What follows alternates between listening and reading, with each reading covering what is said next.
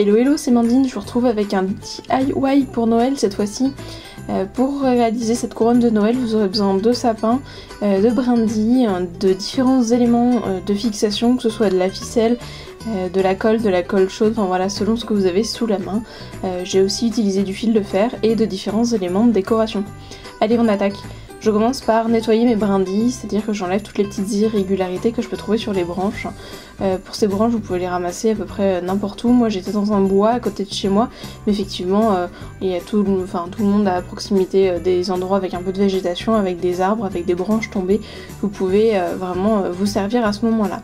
Une fois que c'est tout bien nettoyé, j'assemble mes différentes brindilles pour leur donner une forme ovoïde. Je dis bien ovoïde et pas circulaire, puisqu'effectivement on n'arrive pas forcément à faire ce qu'on veut, mais peu importe, ça ne servira que de base à notre couronne et vous verrez qu'après, avec le volume qu'apportent les branches de sapin, vous allez bien réussir à obtenir une forme bien circulaire.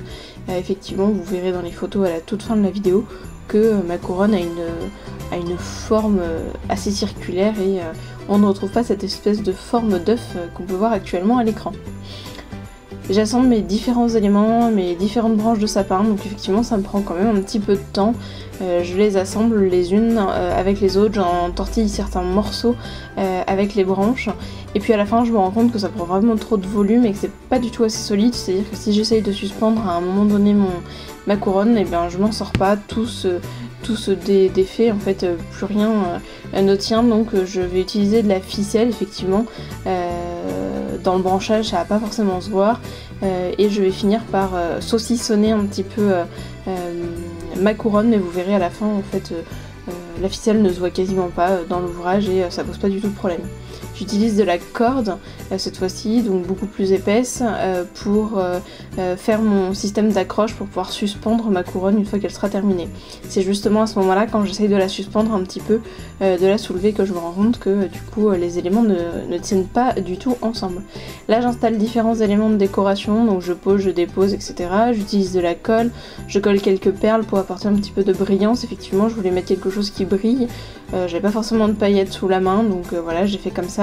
Au niveau de la colle, vous voyez, j'utilise à ce moment-là de la Tacky Glue de chez Action, je crois.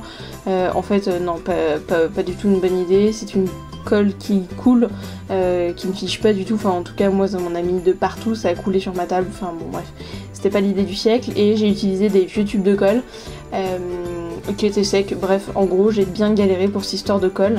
La prochaine fois, ça m'apprendra à ne pas oublier d'acheter des tubes de colle pour mon pistolet à colle chaude. Et je finis par entortiller une guirlande lumineuse. Voilà, je vous laisse en photo, j'espère que ce DIY super simple et vraiment très peu coûteux vous aura plu. Je vous invite à vous abonner à ma chaîne. Si vous voulez voir mes prochaines vidéos, effectivement j'expliquerai comment est-ce que j'ai réalisé mes petits éléments de décoration. Je vous remercie, je vous dis à bientôt, bye bye.